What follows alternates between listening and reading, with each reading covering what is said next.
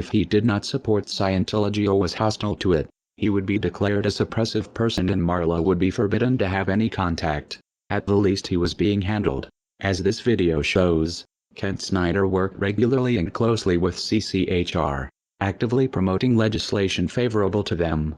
This bill is not successful, is not passed, then 2 or 3 or 4 years from now, what you're going to find is you're going to find stories of parents who said, why didn't we work harder? My child is now subject to mental screening. He's now subject to therapy. There's all sorts of coercive measures that are going on. So the time is now. Parents need to understand that, and we're going to do everything we can to fight against it. This is important because there is an attempt to rationalize Ron Paul's involvement with CCHR and founding member Dr. Zass as harmless. On the Ron Paul forums, when a supporter points out the Scientology connection, another member tries to spin Zass as a great libertarian who is not a Scientologist nor is sympathetic to Scientology. This is bullshit. CCHR is a branch of Scientology and SZAZS co-founded it. The Church of Scientology would never allow someone they did not control to have that much influence. The CCHR website was registered by Scientologist Amber Smayataki. Most of the board are Scientologists. Zass denies being a Scientologist. A representative writes, sharing this battle does not mean that Dr. Zass supports the unrelated principles and causes of any religious or non-religious organization. This can be true working with most organizations, but as we have shown, Scientology does not work this way. You are either for Scientology or you are against it. Whether SZAZS himself believes in Xenu is irrelevant. What is relevant is Scientology considers Zass non-hostile and therefore successfully handled. Kent Snyder may have something in common with Lisa McPherson. His involvement with the cult might have killed him. Like Zass, Scientology believes in an extreme version of personal responsibility. That disease is a result of body thetans and it is the Scientologists' fault for not trying hard enough to clear them. If they did, goes the theory, they would be free of disease. Zass doesn't push body thetans, but he does promote a dangerous distorted idea of mental illness that has the same potential effect, discouraging people from getting help because according to him any problems they have are imaginary.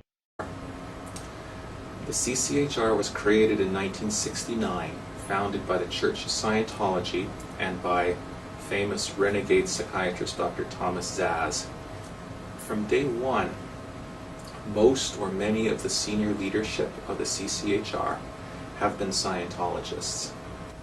And for Zass, and of course this has been taken on big time by Scientology, therefore mental illness is not real illness.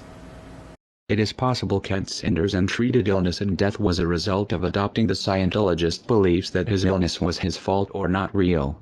It would explain why he had no health insurance. Many Scientologists don't. It seems Snyder sincerely believed in Ron Paul's libertarian rhetoric and equally trusted his Scientologist friends, though this ultimately was not in his best interest.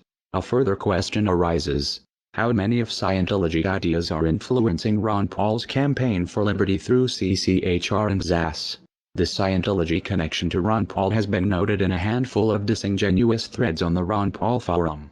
They are disingenuous because they ask questions a Google search can answer in seconds, yet few people link to these results. The threads are phishing members to see how much Paul supporters know about the connection, and when someone appears knowledgeable, the information is spun. In one of these threads, Scientologists in Clearwater are praised for organizing one of Ron Paul's events in 2007. The writer clearly doesn't understand the significance of saying Scientologists and former Scientologists are involved. It's possible he is confused or misinformed. It's also possible Scientologists are lying about no longer being in the church.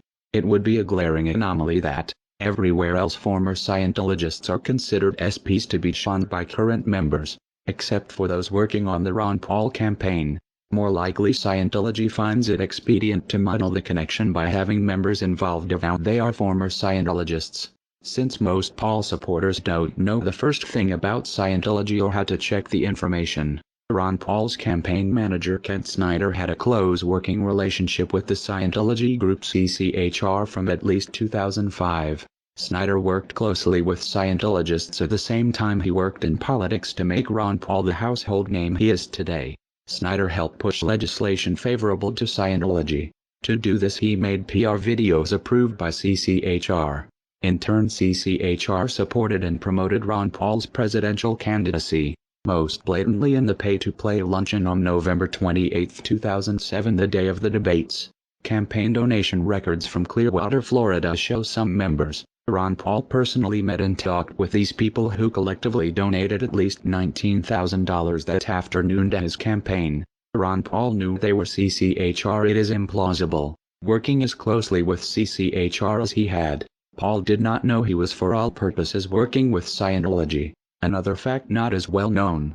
In 2002 Ron Paul won the Thomas S. Zass Award as a tireless defender of individual freedom. That puts Ron Paul's personal association with Scientology back almost a decade.